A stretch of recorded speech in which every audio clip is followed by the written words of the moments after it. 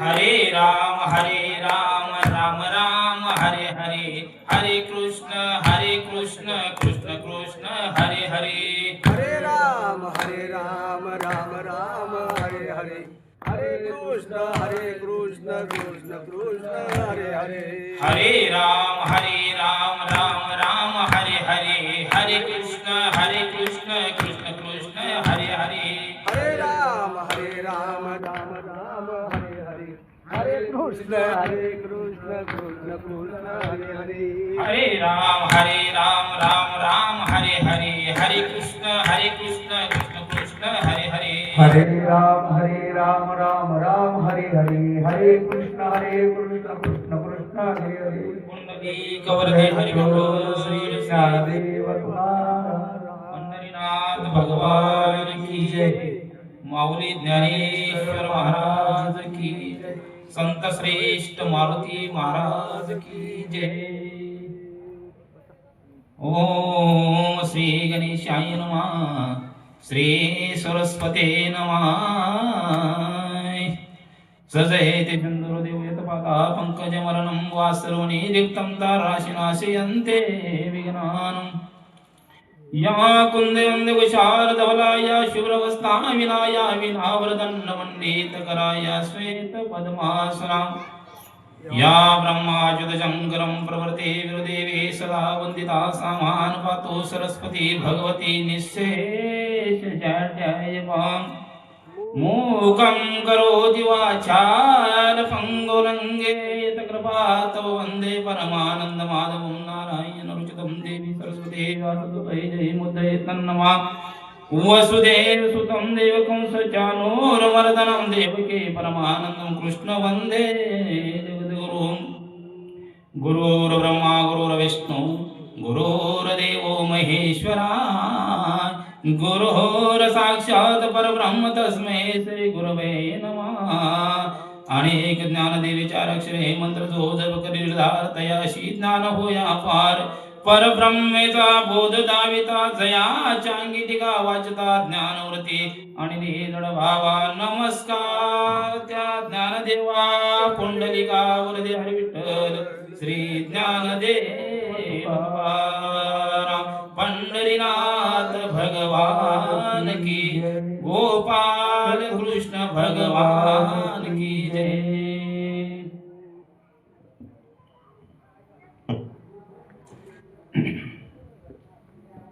आज आमच्या या शिवरामबुवा महाराजांच्या परिसरातील पुण्याचं पावन गाव चिंचोली खरंच ह्या विज्ञान युगामध्ये पारमार्थाची ओढ असणारे हे गाव नावलौकिकामध्ये आलेलं आहे। आणि आतापर्यंत या गावानं आमच्यावरी अथूट अशा प्रकारचं प्रेम या ठिकाणी आम्हाला दिलं, त्याबद्दल सर्व श्रोत्यांचे, सर्व आमच्या या महाराजांचे मी पूर्ण आभारी आहो। कारण आमचं भाग्य या ठिकाणी ज्ञानेश्वरी ज्ञान यज्ञामध्ये जो का पहिला मान आमच्या गावकऱ्यांनी दिलं, त्याबद्दल पुनश्च त्यांचं या ठिकाणी अभिनंदन करतो, आभार मानतो। कारण जन्मोजन्मी आम्ही बहुपुण्य केले, तेव्हा त्या विठ्ठले कृपा केली। काहीतरी पुण्य असावं लागतं तरच या ठिकाणी सेवा करण्याचं प्राप्त आपल्याला होतं, हे आमचं भाग्य समजतो। आणि आमचे गुरुवर्य संत श्रेष्ठ वैकुंठवासी मारुती महाराज कानेगावकर यांना साष्टांग दंडवत घालून या ठिकाणी कथेस आरंभ करीत आहे। हा जो ज्ञान यज्ञाचा पहिला दिवस आहे, म्हणून माझी इच्छा अशी झाली की पहिल्या अध्यायाचंच निरूपण करावं। कारण महाभारत काय आहे आणि ज्ञानेश्वर महाराजांनी ग्रंथ का लिहिला, अर्जुनाला कुठल्या प्रकारचा मोह निर्माण झाला, हे सर्व या पहिल्या अध्यायामध्ये आहे। कारण ज्ञानेश्वर महाराजांनी पहिल्या अध्यायामध्ये कर्तव्याची जाणीव अर्जुनाला करून दिली आणि 18व्या अध्यायामध्ये मोक्षाची पायरी मोकळी करून दिली महाराज. म्हणून सुरुवातीची ओवी आहे या ठिकाणी ज्ञानेश्वर महाराज ओवी लिहित असताना खरं तर मला अगोदर ज्ञानेश्वर महाराजांच्या जीवनावरती मला थोडं 2 गोष्टी बोलणार आहोत. कारण या जगाचा मालक असा असणारा या ज्ञानेश्वर महाराजांनी काय केलं, जगाच्या कल्याण संताची विभूती या उक्तीप्रमाणे ज्ञानेश्वर महाराजांनी आपल्यासाठी 9000 ओव्या लिहिल्या महाराज. आणि तीच भगवद्गीता आपलं धर्मग्रंथ आहे. आणि या ज्ञानेश्वर महाराजांनी जो संसार केला तो संसार जगासाठी केला आणि तो संसार म्हणजे तिन्ही लोकांमध्ये अजरामर झाला आहे. असा संसार माझ्या ज्ञानेश्वर महाराजांनी केला. वयाच्या 18व्या वर्षी 16व्या वर्षी महाराज ज्ञानेश्वरी लिहिली आणि 22व्या वर्षी त्यांनी समाधी घेतली. काय आपलं भाग्य आहे. अशा प्रकारचे थोर संत ज्ञानेश्वर महाराज होऊन गेले आणि त्या ज्ञानेश्वर महाराजांनी जगाला एक धर्मग्रंथ लिहून धर्मग्रंथाची माहिती धर्मग्रंथामध्ये काय आहे ही जाणीव करून दिली ती भगवद्गीतेच्या योगाने. यानंतर आपल्याला सुरुवात करत असताना ज्ञानेश्वर महाराजांची ओवी आहे सुरुवातीचीच. ओम नमोजी अध्याय वेद प्रतिपाद्याय जय जय संसवेद्या आत्मरूपा. या ठिकाणी ज्ञानेश्वर महाराजांनी वंदन करताना कुणाचं वंदन केलं अगोदर? ओम नमोजी. ओम हा काय आहे? ओम हे शब्द ब्रह्म आहे. कारण कुठल्याही प्रकारचा उच्चार जर आपल्याला करायचा असेल तर ओम ह्या शब्दापासून त्याची निर्मिती होती. म्हणून ओम हे शब्द ब्रह्म आहे आणि या ओमापासून अध्यायाला ज्ञानेश्वर महाराजांनी सुरुवात केली. मग आता या ओम काराला कोणी एक महत्वाचं या ठिकाणी कोणी अनुमोदन केलं त्याची काहीतरी म्हणजे माहिती पाहिजे. कोणी वेदाला ओंकाराला जाणलं की वेद प्रतिपाद्य वेदानं सुद्धा काय केलं त्या ओंकाराचं स्तवन केलं महाराज. वेदानं सुद्धा ओंकाराचं स्तवन केलं. मी का करू नये? ज्ञानेश्वर महाराजांनी म्हणले. म्हणून ओम नमोजी अध्याय वेद प्रतिपाद्याय जय जय संसवेदा जय जय संसवेदा. अरे स्वतःच्या आत्म्याच्या ठिकाणी स्वतःची जाणीव करून घेणारा तू आहेस भगवंता आणि तुझ्या आशीर्वादाने हे मी ग्रंथ लिहित आहे आणि तू आत्मरूपाच्या ठिकाणी आहेस. म्हणून आत्मरूपा म्हणून ज्ञानेश्वर महाराजांनी शेवटच्या चरणामध्ये लिहिले. म्हणूनच म्हणतो ओम नमोजी अध्याय वेद प्रतिपाद्याय जय जय संसवेद्या आत्मरूपा. प्रत्येकाच्या आत्मरूपामध्ये तू जागृत अवस्था निर्माण केलेली आहेस. प्रत्येकाला बुद्धी देणारा तू आहेस आणि या बुद्धीच्या निमित्तानं आम्ही हे ग्रंथ लिहावं असं ज्ञानेश्वर महाराजांनी ओंकाराची स्तवन करून गणेशाची स्तवन करून अध्यायाला सुरुवात केली. वास्तविक पाहता महाराज ज्ञानेश्वर महाराजांनी ग्रंथ ज्ञानेश्वरी ग्रंथ लिहिले. ज्ञानेश्वरी ग्रंथ का लिहिले? कशासाठी लिहिले? की ज्या वेळेस कुरुक्षेत्राच्या ठिकाणी अर्जुनाला भय मोह आणि खंत वाटू लागली. या विषयामध्ये काय अर्जुन विषाद योग आहे. पहिल्या अध्यायामध्ये काय सांगितले ज्ञानेश्वर माऊलींनी? अर्जुन विषाद योग. अर्जुन विषाद योग म्हणजे काय? अर्जुनाला विषाद झाला. अर्जुनाला विषाद झाला, मोहामध्ये सापडला, खंत वाटू लागली.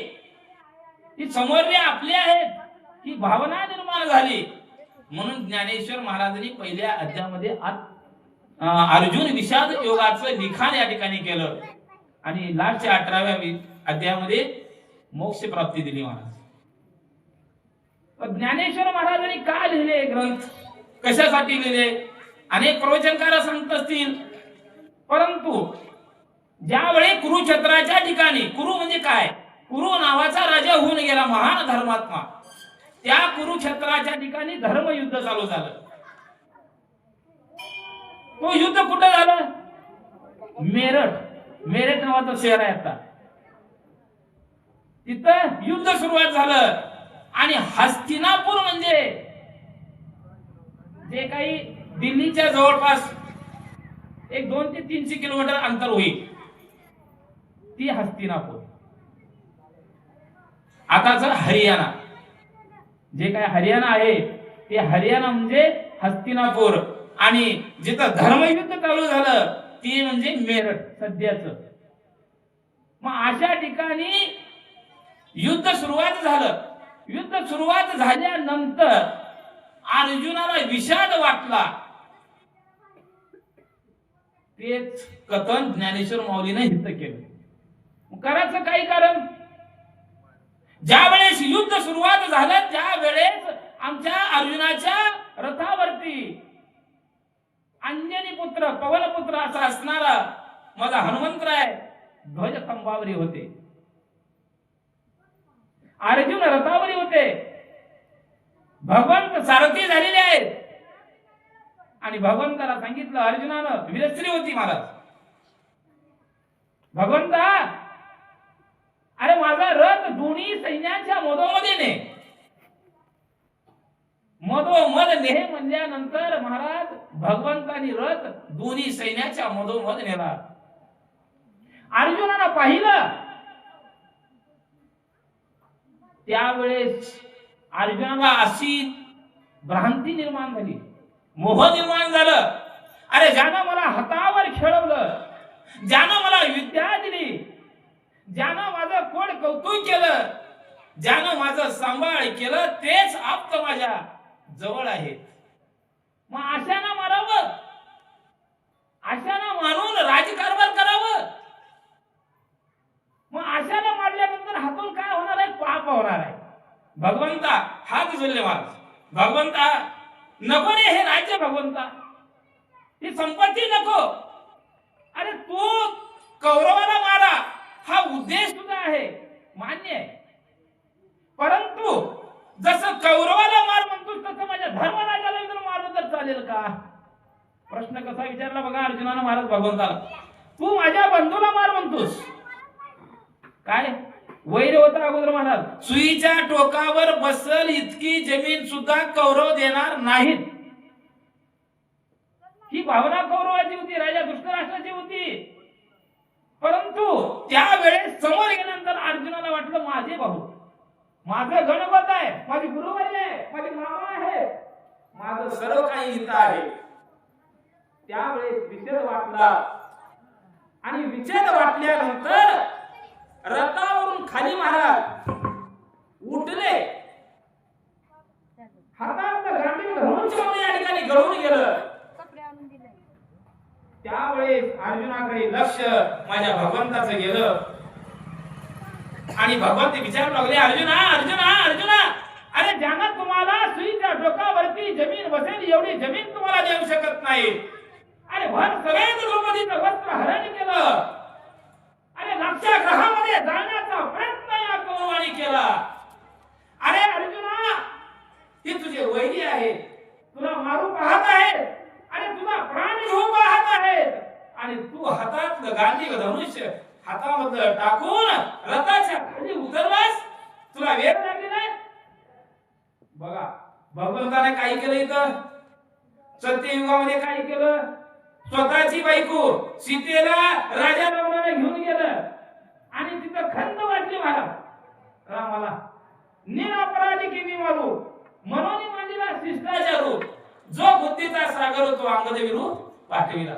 काय गरज होती का, मोह खंत वाटली, निरपराधी काय मारावा एकदा रावणासाठी, म्हणून वालीपुत्र अंगदाला शिष्टायला पाठविलं. एवढं बायको पळवून येऊन सुद्धा परंतु इथं द्वापार युगामध्ये उलट क्रिया आहे. अर्जुनाच्या हातून अधर्माने ज्याला वागलं त्याचा संवाद करायचा भगवंताला. करता मी आहे, करता मी आहे, तू फक्त कार्य करत राहा, तू निमित्त मात्र आहेस, तू आता धीर दाखवू नकोस. त्यावेळेस महाराज भगवंतानी भगवत गीता सांगितली कुरुक्षेत्राच्या ठिकाणी. त्यालाच म्हणावं धर्मग्रंथ. मग ज्या वेळेस अर्जुनाला विषाद झाला, मोह निर्माण झाला, त्यावेळेस भगवंतानी विचारलेल्या प्रश्नाचं उत्तर देता आलं नाही महाराज. अर्जुनाला गप्प ऐकलं. घुलवे अशा प्रकारचं ज्ञान अर्जुनाला मिळालं. ज्या वेळेस कुरुक्षेत्राच्या ठिकाणी भगवंतानं घुलवे ज्ञान सांगितलं, ते ज्ञान कुणी ऐकलं? अर्जुनानं ऐकलं. मग अर्जुनासंग कोणतरी माणसं असतीलच की. अर्जुना व्यतिरिक्त दोन माणसांनी ऐकले महाराज. ते दोन व्यक्ती कोण? तो संजय आणि माझा पवनपुत्र जो ध्वजस्तंभावरती विराजमान झालेला आहे, तो माझा अंजनी पुत्र हनुमंत आहे. त्या हनुमंतानं ऐकलं. संजय म्हणजे काय? संजयाचा इतिहास थोडा सांगितलं पाहिजे. संजय हा पूर्वी जन्माचा धर्मात्मा राजा होता. महान अशा प्रकारचं कार्य संजयानं पूर्वी जन्मामध्ये केलेलं होतं. त्याच्यामुळं एका चुकीनं, नजर चुकीनं संजयाच्या हातून ब्राह्मणाचा वध झाला. ब्राह्मणाचा वध झाला आणि पुढील जन्मात विनकराच्या म्हणजे क्षुद्र जातीच्या ठिकाणी जन्म घ्यावा लागला. क्षुद्र ठिकाणी जन्म घ्यावं लागलं. परंतु कर्माचे 3 प्रकार आहेत. संचित कर्म, क्रियामान कर्म आणि प्रारब्ध कर्म. प्रारब्ध कर्मामध्ये, संचित कर्मामध्ये जे काही केलेलं आहे ते प्रत्येक जन्मात वाटून देत असतं महाराज. जसं आपण बँकेत पैसे ठेवतो आणि पैसे ठेवल्यानंतर जसं लागल तसं जसं काढतो, तसं संचित कर्मामध्ये जे काही पुण्य प्राप्त आपण करून घेतलं, त्या संचित कर्मामुळे संजयाला दिव्य दृष्टी प्राप्त झाली. येण्याच्या वेळेला होती माझी परमार्थ प्राप्त. येथे पाहिजे जातीचे येड्या गबाळाचे काम नव्हे. तुमचं आमचं भाग्य म्हणून इथं आलो. जे आबाई आहेत ते बाहेर आहेत. संचित कर्माचं फळ आपल्या ठिकाणी आहे. बँकेतून पैसा जसं लागल तसं आपण काढू लागलो आणि त्याचा वापर आपण करू लागलो. मग त्या संचित कर्माचं प्रारब्ध कर्मामध्ये फळ मिळालं. म्हणजेच व्यासाने दिव्य अशा प्रकारची दृष्टी संजयाला दिली महाराज. शूद्र जन्माला आला, शूद्राच्या जातीमध्ये जन्माला आला, परंतु 4 वेद 18 पुराण 6 शास्त्र मुखपाठ झाले म्हणून राजा धृतराष्ट्राचा मंत्री बनला. आणि कुरुक्षेत्राच्या ठिकाणी होणारं युद्ध आहे, ते युद्ध पाहण्याची जी काय दिव्य दृष्टी व्यासाने संजयाला दिली. मग संजयालाच काय दिली तुम्ही म्हणता? भाग्य, संचित कर्माचं भाग्य. अगोदरच व्यासाने काय केले? धृतराष्ट्राला दिव्य दृष्टी द्यावं म्हणले आणि धृतराष्ट्राकडे जाऊन विचारले, अरे बाबा तू तर अंध आहेस, तुला दिव्य दृष्टी द्यावं कारण तू जाऊ शकत नाही हस्तिनापूर सोडून. तुला दिसावं आपल्या मुलानं काय पराक्रम केला हे तुला दिसावं. धृतराष्ट्रानं हात जोडला, भगवंता नको रे, मला दिव्य दृष्टी नको म्हणून व्यास मुनीला. कारण का नको? की म्हणलं माझ्या मुलाचा पराभव होणार आहे, हे अटळ आहे. कारण अधर्माने माझी मुलं वागलेत, त्यांचा नायनाट होणार आहे. मग ओढ्या डोळ्याने का बघावं? धृतराष्ट्रानं दिव्य दृष्टीला नकार दिला म्हणून संजयाला त्याच्या संचित कर्मानं दिव्य दृष्टी प्राप्त झाली. आणि ते कुरुक्षेत्राचं जे काय धर्मयुद्ध आहे ते धर्मयुद्ध संजयाला दिसू लागलं. टीव्ही एवढं नाही महाराज, आपल्या भिंतीच्या पलीकडे कळत नाही आपल्याला. कळतंय 300 किलोमीटर मेरठ आणि हरियाणा एवढा अंतर होता आणि त्या अंतरावरून झालेला पराक्रम, झालेल्या युद्धाची माहिती क्षणोक्षणी संजय धृतराष्ट्राला देत होता. मग आता कर्माचं फळ आहे. कशाचं फळ आहे? कर्माचं फळ आहे. आता कर्म म्हटल्यानंतर कार्य आलंच. कार्य केल्याशिवाय कर्म प्राप्त होऊ शकत नाही. प्रारब्ध कर्माचं काय फळ म्हणता तुम्ही? प्रारब्ध कर्माचं फळ म्हणजे सीतेमाईला मिळालं. रामायणामध्ये, वाल्मिकी रामायणामध्ये बघून वाचा तुम्ही. प्रारब्ध कर्माचं फळ काय आहे? सीता कुमार अवस्थेमध्ये असताना राजमहालाच्या ठिकाणी फिरत असताना दोन पक्षी दिसले. शांततेने ऐका, गडबड करू नका, कारण कथेला व्यक्ती निर्माण होतो. सीताबाई फिरू लागली, बागेमध्ये आली आणि बागेमध्ये आल्यानंतर दोन पक्षी दिसले. सीताबाईच्या दृष्टीला दोन पक्षी दिसले आणि दोन पक्षी असे दिसले की एक पक्षी आणि दुसरा पक्षी. ती पक्षीने गर्भवती महाराज, ती पक्षीने गर्भवती होती आणि तो पक्षी त्या पक्षीला आपल्या पत्नीला रामकथा सांगू लागलेला होता. काय सांगू लागला? रामकथा सांगू लागला. आणि सीतामाईनं ते पाहिलं, आपल्या कानानं ऐकलं आणि ऐकल्यानंतर मंत्रमुग्ध झाले. कथेमध्ये सांगण्यात पशु आणि जे का पक्षी आणि पक्षी मंत्रमुग्ध होऊन रामकथा ऐकू लागले. त्यावेळेस सीतामाईने जाऊन त्या दोन्ही पक्षाला अगोदर धरलं आणि त्यांना महालामध्ये आणून कोंडून ठेवलं. त्यावेळेस पक्षाने विचारलं, हे सीताबाई, आम्हाला का बरं या ठिकाणी धरून आणला? त्यावेळेस सीतामाईने बोलायला सुरुवात केलं की म्हणलं, तुम्ही जी रामकथा सांगू लागलो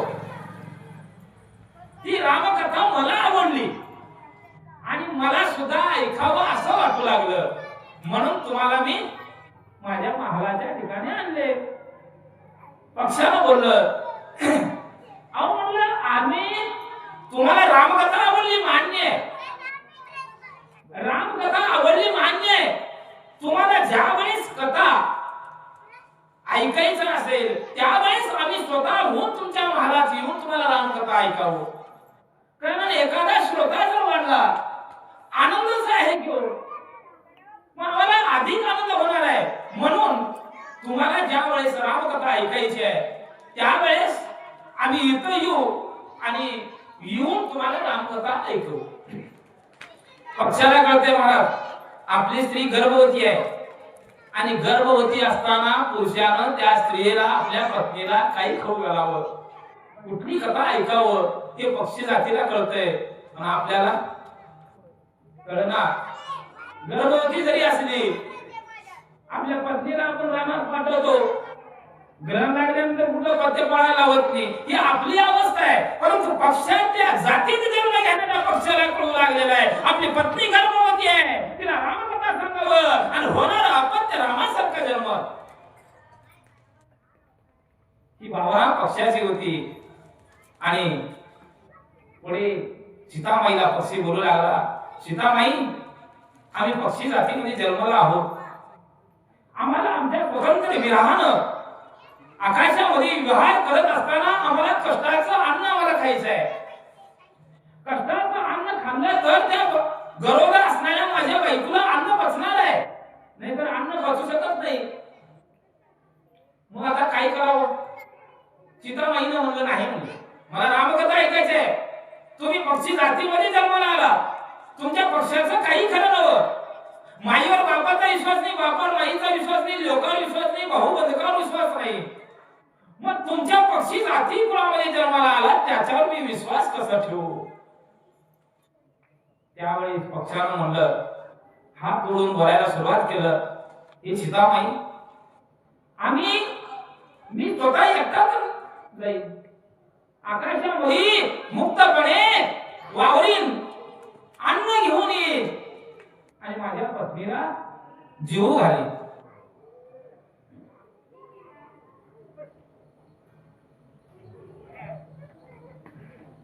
त्यावेळी सीतामाई बोलू लागली, तुला जायचं असेल तर तू एकटा जा. पक्षाला सांगितलं आम्हाला कष्टाचं अन्न पाहिजे.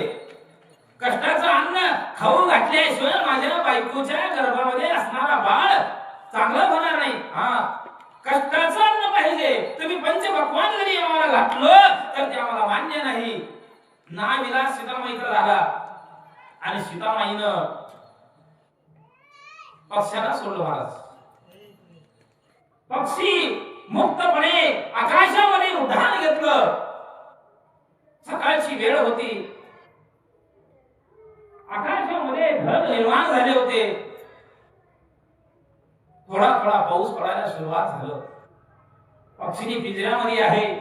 पक्षी आकाश मार्गाच्या ठिकाणी गेलेला आहे. वेळ होऊ लागली. दुपारची वेळ झाली आणि दुपारची वेळ झाल्यानंतर धोधारी पाऊस पडू लागला. 5 वाजले, 6 वाजले, 9 वाजले रात्रचे, 10 वाजले. सीतामाईनं त्या पक्षिणीला सारा आणून पिंजरामध्ये टाकला. त्यावेळी पक्षिणीनं बोलायला सुरुवात केली. सीतामाई, मी हे अन्न प्राशन करू शकत नाही, कारण माझा नवरा जाऊन 1 दिवस झालेला आहे. त्याला कुणी मारलं असेल का? तुझ्या पारध्याने त्याची शिकार केला असेल का? कुठं अडकून पडला असेल या पावसामध्ये का? मी ह्या चिंतेमध्ये आहे. माझा पती जर नाही आला तर मी एक अन्नाचा कण सुद्धा घेऊ शकत नाही. आणि आता सीतामाई, मी माझा प्राण या ठिकाणी सोडणार आहे, कारण माझ्या पतीचा विरह मला सहन होईना झालेला आहे. म्हणून मी आता हे ध्येय सोडून निघून जाणार आहे. त्यावेळेस ध्येय त्यागाला पक्षी बसली. महाराज त्याच वेळी क्षणाच्या आत पक्षी आला. पक्षी आल्यानंतर त्या पक्षीला त्याच्या पत्नीला आनंद वाटला. आनंद वाटल्यानंतर पक्षानं आणलेलं जे काही चोंसीमध्ये महाराज अन्न प्राशन करण्यासाठी आपल्या पत्नीला दिला. त्यावेळेस पत्नी बोलू लागली, नाही म्हणजे आता माझे प्राण त्याग करायला बसले आहे. मी प्राण पुन्हा घेऊ शकत नाही. मला एवढा आनंद आहे, मी मरत असताना माझा पती माझ्या डोळ्यासमोर आहे. माझा पती माझ्या समोर आहे. माझा प्राण निघून झालेला आहे. हेच आनंद मला आहे. म्हणून महाराज पक्षीनं प्राण त्याग केला. प्राण त्यागी केला. महाराज पक्षाच्या डोळ्यावर पाणी येऊ लागलं आणि सीतामाईला बोलायला सुरुवात केलं. सीतामाई, सीतामाई, आता माझ्या पत्नीचा विरह मला सहन होणार नाही. मी सुद्धा प्राण त्याग करतो. मी सुद्धा प्राण त्याग करतो. आणि महाराज प्राण त्याग करत असताना सीतामाईला शाप दिला. सीतामाई, मला शाप आहे तुला. तुझ्या पोटामध्ये गर्भ असल्यानंतर तुझ्या नवऱ्यापासून तू दूर जाशील आणि नवऱ्याच्या समोरच तुझा प्राण जाईल. शाप दिला. म्हणून महाराज सीतामाईला गर्भ अवस्थेमध्ये लक्ष्मणानं दिव्य अशा प्रकारच्या रथामध्ये बसवून निघून सोडलं. हे प्रारब्ध कर्म आहे. कुठलं कर्म आहे? प्रारब्ध कर्म आहे. आता ह्या युगामध्ये महाराज आपण केलेलं कर्म हितच घडून जावं लागणार आहे आणि तेच घडून जाणार लागणार आहे. आपल्या हातून जी चूक झाली, आपल्या हातून जे पाप झालं, ते पापच आपल्या पदरात पडणार आहे. ज्ञानेश्वरीमध्ये काय आपण आलो कशासाठी? काहीतरी घेऊन जाण्यासाठी आलो.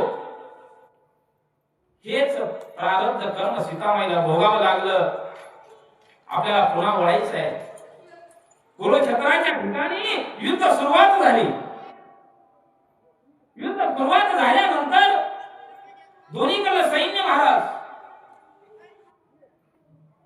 आवाज विहिरी वाजू लागल्या, पताक्या ढोल ताशाचा आवाज येऊ लागला. आकाशामध्ये ढग दाटून आले. कौरवाच्या अंतःकरणामध्ये अर्जुनाला क्षणाच्या आत निपात करायचं.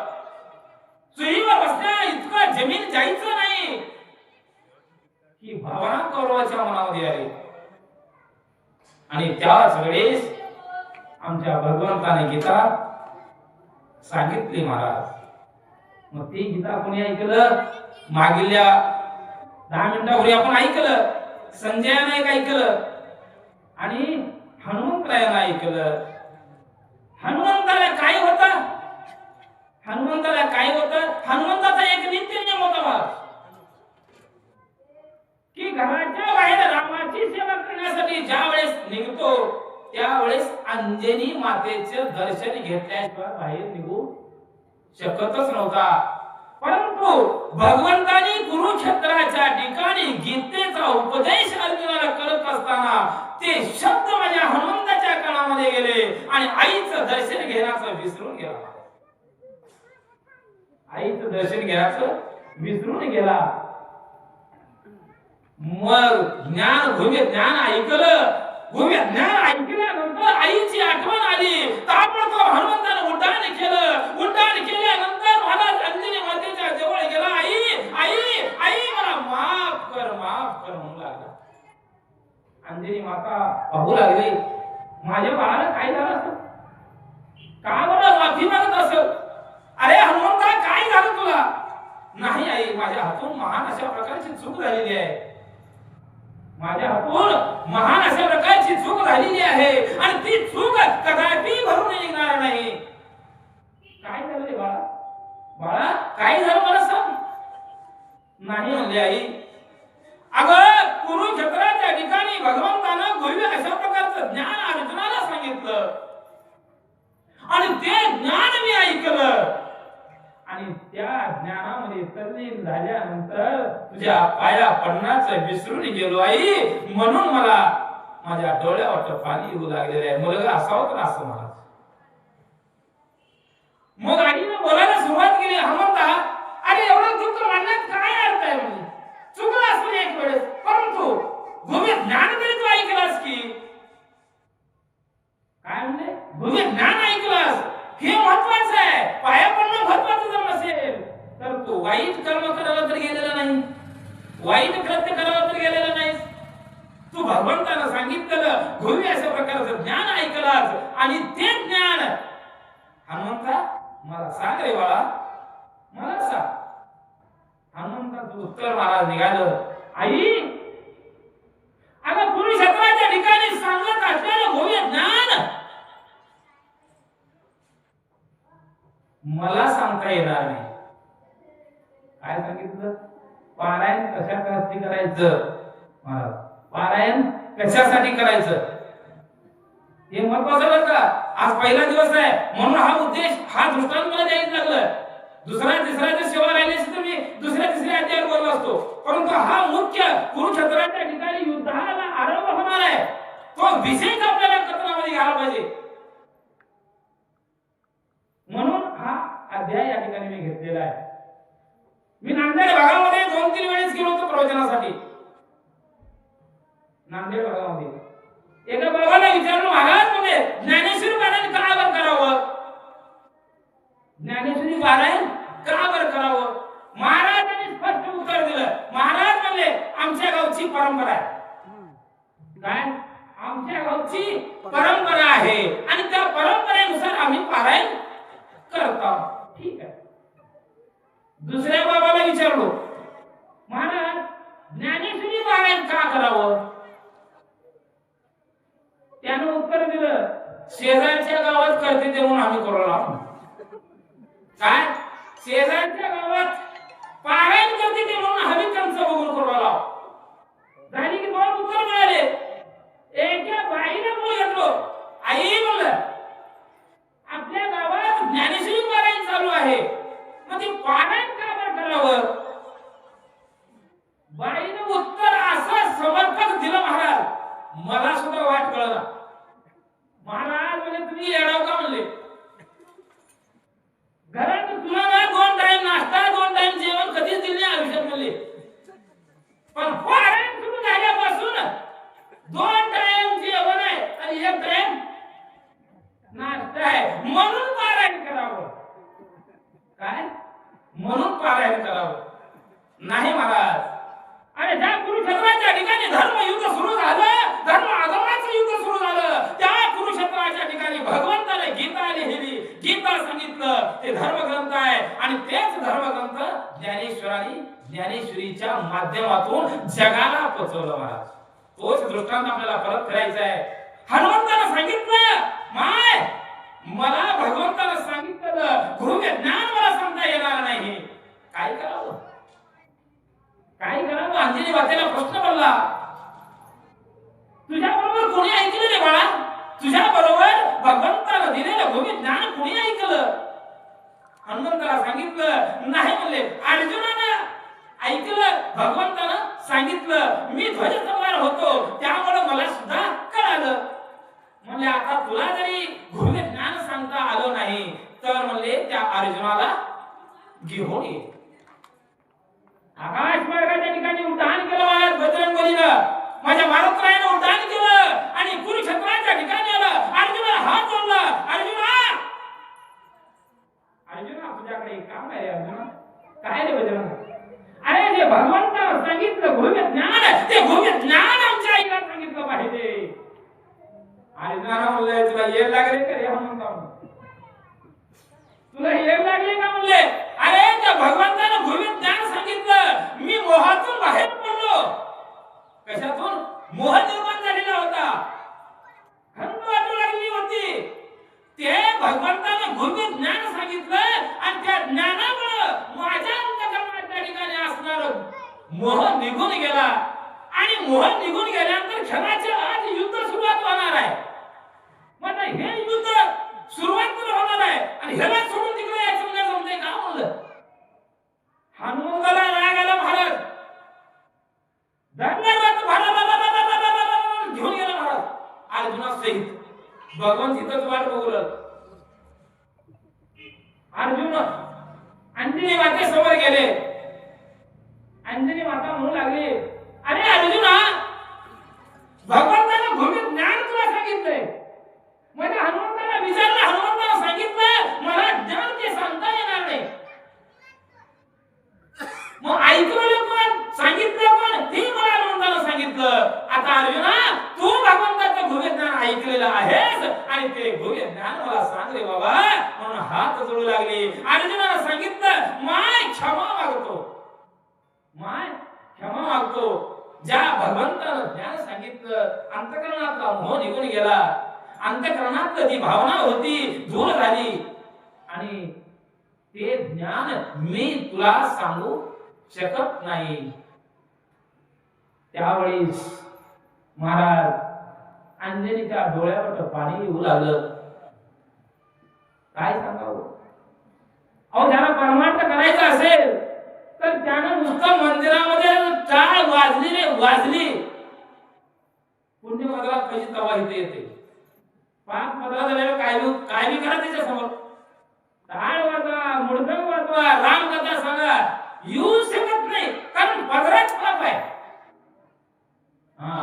मग त्या अर्जुनानं सांगितलं भगवंतानं सांगितलेलं गुरुवे ज्ञान मी तुला सांगू शकत नाही. डोळ्यावाटर पाणी येऊ लागलं. अंजनी मातेचे आता मला कोणी ज्ञान सांगत? भाव जर असेल तर देव प्राप्त होतो महाराज.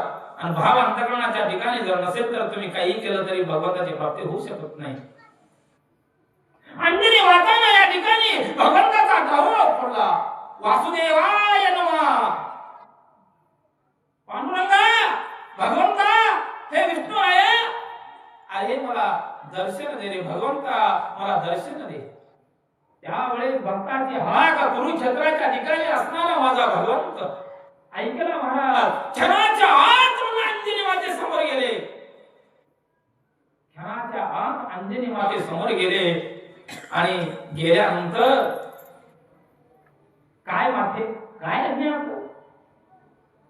अरे भगवंता कुरुक्षेत्राच्या ठिकाणी तू महान अशा प्रकारचं गुरुवे ज्ञान सांगितलं आणि ते ज्ञान तू सांगितलं अर्जुनाला. म्हणून तुझं ज्ञान मला कळावं ह्या भावनेने तुझा धावा केले. भगवंतानं सांगितलं माफ कर मला. हे जे मी सांगितलेलं ज्ञान ही फक्त एकदाच सांगायचं आहे. नियम काय? एकदाच सांगायचं आहे आणि एकालाच सांगायचं आहे आणि ती धर्म युद्ध होताना सांगायचं आहे. आता ते ज्ञान मी तुला सांगू शकत नाही. परंतु भगवंतांनी वचन दिले महाराज अंजनी माते हे जे काही भव्य ज्ञान मी भगवंता रूपी असणारा अर्जुनाला सांगितलं, संजयनं ऐकलं आणि हनुमंतानं सुद्धा ऐकलं. परंतु कलियुगाच्या ठिकाणी माझा अवतार या ठिकाणी होईल आणि त्या अवतारामध्ये ज्ञानियाचा राजा ज्ञानराज मौली माझा ज्ञानेश्वराच्या रूपाने मी अवतार घेईन आणि या जगासाठी 9000 वड्या लिहीन आणि जगाला ते सर्व भगवद्गीता कळेल. म्हणून भगवद्गीतेचं रूपांतर महाराज ज्ञानेश्वर महाराजांनी ज्ञानेश्वरीमध्ये केलं आणि ते जगाला प्राप्त झालं. म्हणून पारायण करायचं, गाव कर्तव्य पारायण करायचं नाही, परंपरेनुसार चालत आले म्हणून पारायण करायचं नाही, 2 टाइम जेवण 1 टाइम नाश्ता करायचा म्हणून पारायण करायचं नाही. तर हे भव्य ज्ञान जगासमोर ठेवायचं आहे. अंजनी मातेला वचन भगवंतानं दिलेलं होतं, म्हणून हे आज आपण पारायण करतो. हे पारायण कशासाठी चालले? यासाठी चालले होते. आणि शेवटी या ठिकाणी जो काही खंत आहे, मोह आहे, तो अर्जुनाचा निघून गेला आणि प्रत्यक्षात युद्धाला त्या ठिकाणी सुरुवात होणार आहे. घन अशा प्रकारची कथा भगवंतानी कुरुक्षेत्राच्या ठिकाणी अर्जुनाला सांगितलं आणि प्रत्येक अध्यायामध्ये गोड अशा प्रकारचं निरूपण माझ्या माऊलीने दिलं. प्रत्येक अध्यायामध्ये योग सांगितलेला आहे. आत्मयोग आहे, आत्मसंयोग योग आहे, भक्ती योग आहे, कर्मयोग आहे, असे अनेक 18 योग भगवंतानी जे लिहिलं ते ज्ञानेश्वर महाराजांनी ज्ञानेश्वरीच्या अध्यायामध्ये पठण केलेलं आहे. इतकं महान ग्रंथ या ठिकाणी ज्ञानेश्वर माऊलीने आपल्यासाठी लिहिले.